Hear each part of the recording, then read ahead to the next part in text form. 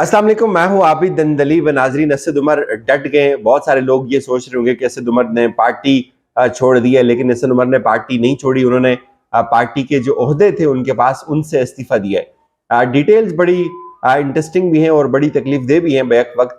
असद उमर साहब ने इस इस्तीफे का फैसला करने से पहले इमरान खान साहब को एक पैगाम भी भेजा आज। वो भी आपके सामने तफसील रखेंगे।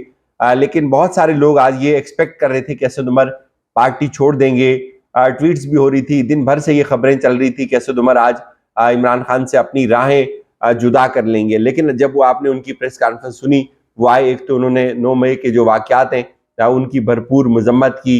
फौजी तनसीबात के ऊपर जो अटैक्स हुए उनकी उन्होंने भरपूर मजम्मत की। फिर उन्होंने 2 बार इस चीज़ का जिक्र किया कि इमरान खान खुद ये बात कह चुके हैं कि फौज उनसे ज़्यादा ज़रूरी है।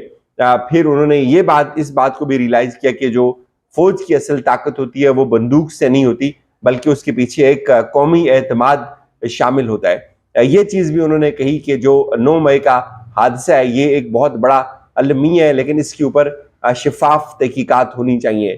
फिर उन्होंने फौज की अहमियत के ऊपर बात की कि फौज सिर्फ 3-4 लोगों के ऊपर मुश्तमिल नहीं होती जो टॉक शोज का हिस्सा बनते हैं, लेकिन फौज जो है वो इसमें लाखों लोग होते हैं और इसमें कई शोधाएं जो हमारे माथे का झूमर है, हमें उनको कभी भी नहीं भूलना चाहिए। फिर उन्होंने कहा कि जेल के अंदर उनको बहुत कुछ सोचने का मौका मिला।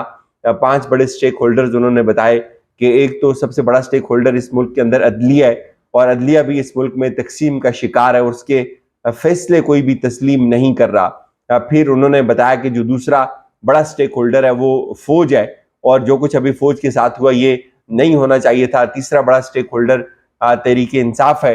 ये बहुत शॉकिंग था कुछ लोगों के लिए कि ये क्या कर दिया असद उमर ने। लोग तो एक्सपेक्ट कर रहे थे कि असद उमर आज इमरान खान से अपनी राहें जो है वो जुदा कर लेंगे, वो अपना रास्ता तोड़ देंगे इमरान खान से, लेकिन ऐसा हुआ नहीं। फिर उन्होंने जब ये कहा कि एक बहुत बड़ी स्टेक होल्डर तहरीक इंसाफ है, तो इससे लोगों को बड़ा धचका भी लगा। फिर उन्होंने कहा कि जिसके हजारों जो वर्कर्स हैं इस वक्त जेल के अंदर है, जो नहीं होने चाहिए थे। फिर उन्होंने कहा कि पीडीएम एक बड़ी स्टेक होल्डर है, नो डाउट उनकी इस मुल्क के अंदर हुकूमत है, और आज अगर वफाक और पंजाब के अंदर और केपीके के अंदर इलेक्शंस हो जाएं तो तहरीक इंसाफ इन तीनों जगहों के ऊपर अपनी हुकूमत बना लेगी और एक बड़ी मजबूत अपोजिशन की सूरत में पीडीएम भी यहाँ रहेगी। उन्होंने ये भी कहा कि इस हुकूमत का बेड़ा गर्क हो गया और तकरीबन पाकिस्तान की जो आवाम है वो 5वां स्टेक होल्डर है, लेकिन पिछले कुछ 13 माह के अंदर की जो बदतरीन महंगाई है, पाकिस्तान टूटने के बाद से आज तक ऐसा दौर कभी भी नहीं देखा गया। अब ये सारी जो सूरत हाल थी, उन्होंने फिर आखिर पे कहा कि इसका हल निकालना चाहिए, और हल उन्होंने ये दिया कि इस वक्त जो सूरत हाल पैदा हो चुकी है, तो इस सूरत हाल को देखते हुए उनके लिए ये मुमकिन नहीं है कि वो पार्टी की जो चेयरमैनशिप है, जनरल सेक्रेटरीशिप जो है, और उसके साथ जो कोर कमेटी की उनके पास एक मेंबरशिप है, वो ये कहते हैं कि मेरे लिए ये मुमकिन नहीं है कि मैं इन ओहदों के साथ रहकर पार्टी के लिए काम कर सकूं। फिर उन्होंने खराज तहसीन पेश किया तहरीक इंसाफ के बाकी लोगों को, इमरान खान को भी उन्होंने जो है वो किया, और जो कारकुन अंदर है उसके ऊपर उन्होंने कहा कि बहुत सारे बेगुनाह लोग हैं, उनको छोड़ना चाहिए। तो बेसिकली जो लोग आज शायद ये सोचकर बैठे हुए थे कि असद उमर इमरान खान से अपनी राहें जुदा कर लेंगे, ऐसा नहीं हुआ।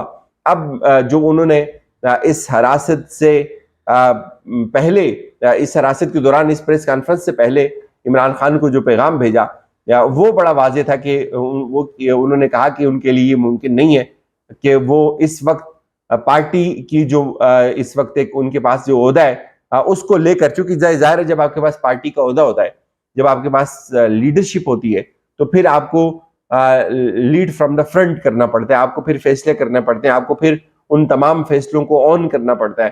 तो वो असद उमर ये समझते हैं कि उनके लिए इस वक्त ये मुमकिन नहीं है। तो उन्होंने इमरान खान को भी ये मैसेज भेजा कि मेरे लिए ये मुमकिन नहीं है, अब मेरी जो है वो बस हो चुकी हुई है।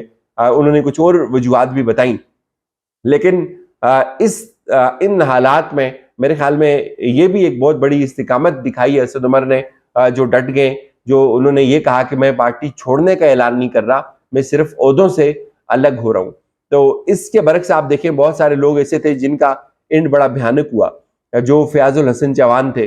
गो के असद उमर शायद अब तहरीक इंसाफ को कुछ वक्त बाद शायद छोड़ दें। ये मेरी अपनी परसेप्शन है, मुमकिन है ये गलत हो, लेकिन आज जिस इस्तिकामत का उन्होंने मुजाहरा किया, जिस ग्रेस के साथ उन्होंने बातचीत की, और एक उनके अंदर मुझे एक लीडरशिप की जो है वो झलक नजर आई कि कम से कम उन्होंने जाते हुए कोई तबर्रा नहीं किया, जाते हुए उन्होंने कोई उनको गिले शिकवे याद नहीं आए, उन्होंने कोई स्यापा नहीं डाला।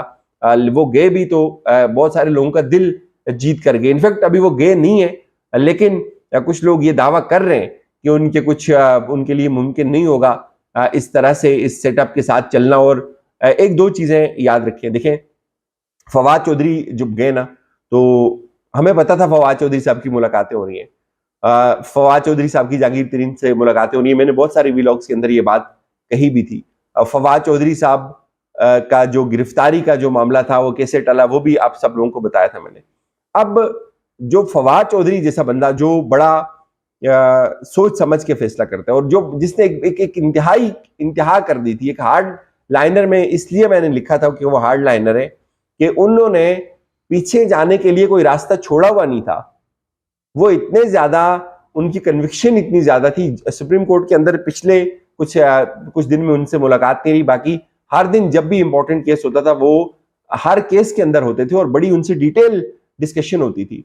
तो वो उनका एक मौकफ बड़ा वाजे था कि इस वक्त वो इमरान खान के साथ खड़े, और जिस तरह की वो बातचीत करते थे, जिस तरह का वो एक बयानिया लेकर चल रहे थे, या एक सख्त गिर उनका मौकफ था, तो इससे ये वाजे था कि उनके लिए पीछे हटना या वापस जाना मुमकिन नहीं होगा। तो जाहिर है अगर हुकूमत ने या पुलिस ने उनको कन्विंस किया, इस लेवल के ऊपर लेके आए कि आपने अब सियासत को से एक थोड़ा सा ब्रेक लेना है, जाहिर है उनकी सारी इन्वेस्टमेंट सियासत है, उन्होंने एक उम्र दे दी है इस सियासत को, और उसके बाद अगर वो कन्विंस हुए तो इसका मतलब है उनको हुकूमत ने कोई ऐसी ऑफर दी होगी या उनको कोई ऐसी पिक्चर दिखाई होगी कि भाई इमरान खान के साथ जो है वो आपका मुस्तकबिल बड़ा तारीख है, और आप आगे इसमें कोई इतनी ज्यादा कोई कामयाबी नहीं है, और ये सफर यहाँ खत्म करें। तो जाहिर है यही चीज हुई होगी असद उमर के साथ भी, लेकिन असद उमर डटे हुए, उन्होंने प्रेफर किया वक्ती मफाद को, उन्होंने बिल्कुल खड़े होकर सामना किया उन तमाम मसाइल का, और वो खड़े हो गए। और इससे क्या हुआ, उन्होंने दिल जीत लिया। अब अगर असद उमर क्विट भी कर जाए, पार्टी को छोड़ भी जाए, तो भी मेरे ख्याल में जो तहरीक इंसाफ का कारकुन है उसको उनसे गिला नहीं होगा, और उनकी शख्सियत के ऊपर इसका कोई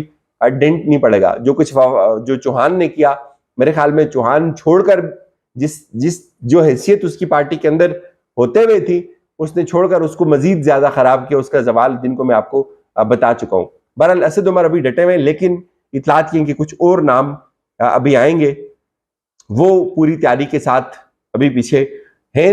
और कुछ लोगों का ये मानना भी है कि शायद असद उमर इसलिए नहीं गए कि जो ग्रेटर पिक्चर है उसमें इमरान खान को अगर नायल किया जाता है तो पीछे जो सेकंड टियर लीडरशिप है उसमें कुछ लोग ऐसे हों जो पार्टी को संभाल सकें, तो मुमकिन है उनमें असद उमर या शाह महमूद कुरैशी उनका उनका कुराए फाल उनके नाम का निकले। इजाजत दीजिए, अपना ख्याल रखिएगा। खुदा हाफिज।